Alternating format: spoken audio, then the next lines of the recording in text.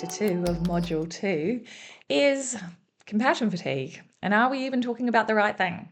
Is compassion fatigue a thing? Is it the right thing? Is it what's actually going on for us? So, cracking straight in, right? Who here has been talked at by some version of a psychologist or some well-meaning academic or your EAP provider or someone at a conference about compassion fatigue? It's rife, right? In the veterinary space and in the animal shelter space, we get this drummed down our throats, often all the way back from school.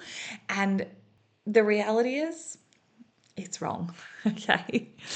There's a few reasons why it's wrong, but we've been clinging to this for such a long time because it was the best words we had. And it made us feel like if we could articulate what was happening, we could solve the problem. But here's a few reasons why it matters. As a general rule, I don't focus on semantics. Like I said earlier, academics and theories aren't helpful. I don't focus on them. But when you stick with me through this, you'll start to realize that there are some good reasons to focus on the semantics of this piece. So, compassion fatigue, is it a real thing? No, it's not. The truth is, the thing that we are describing when we talk a lot about compassion fatigue is in fact probably empathy fatigue for most people, okay? There is a difference. Empathy means you are in it with someone.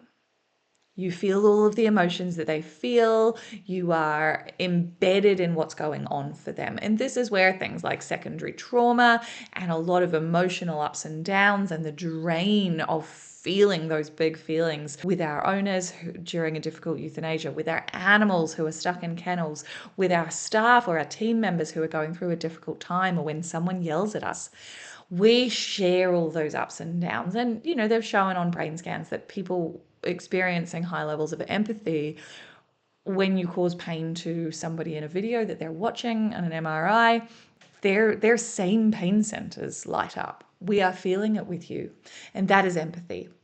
Compassion, on the other hand, is I am feeling it for you. I feel for you. And that is a different experience because you can feel bad that that person is feeling that way. And in fact, we are generally, when we feel that way, quite prone to taking action, quite prone to trying to solve a problem. So, feeling for someone versus feeling with someone, you can start to see which one of those is going to be fatiguing, right? Compassion not only protects our own state of emotional stability and keeps our emotional energy for the things that are ours to own. In fact, you know what you're like when you're in the depths of despair. Are you very good at problem solving? I know I'm not. So, actually, when you are in high empathy mode and you are stuck in those emotions, you're actually not as good at helping them solve the problem. So, staying in compassion mode is not only more healthy for us, it actually makes us better able to serve our animals or our clients or our customers or our community or even our colleagues and our teams. So, that is why words matter. Because compassion, as it turns out, can be quite a satisfying emotion to experience.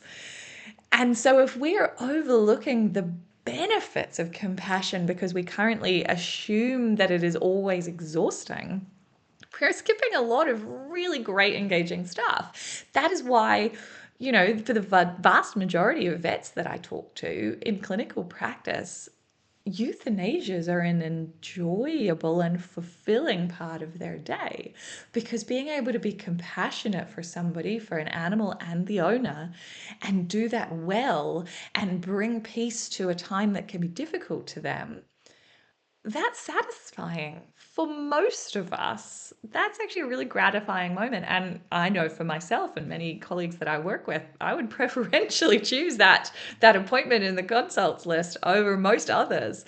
So this is why when people come in here from outside of our profession and they think, oh yeah, well, euthanasia must be such a hard thing to do. And we're like, really? Okay. But then we get all of these talks about compassion fatigue and, you've cared so much that you ran out of caring. And that's not what's happening. So the reason that it is important to understand the difference between I'm in it with them and I'm in it for them is because you do largely get to choose. When you notice and you are more aware and able to articulate what's going on in your head, you are better equipped to go, hang on, wait, I'm feeling these emotions with this person. Is that appropriate? Do I need to be? Is this helping me or is this helping them or neither? Of course, there are times when empathy is absolutely the right thing to do. We are naturally empathetic people. We went into this profession for a reason. I'm not saying, never feel empathy. It's about, are you using it at the right times and the right moments and judiciously? If you've got a friend going through a really difficult time, absolutely you should be sitting in that feeling and that empathy with them to support them wholeheartedly. But if you are feeling that empathy ride with every one of your clients or every one of your animals in care, that is going to be really exhausting for you.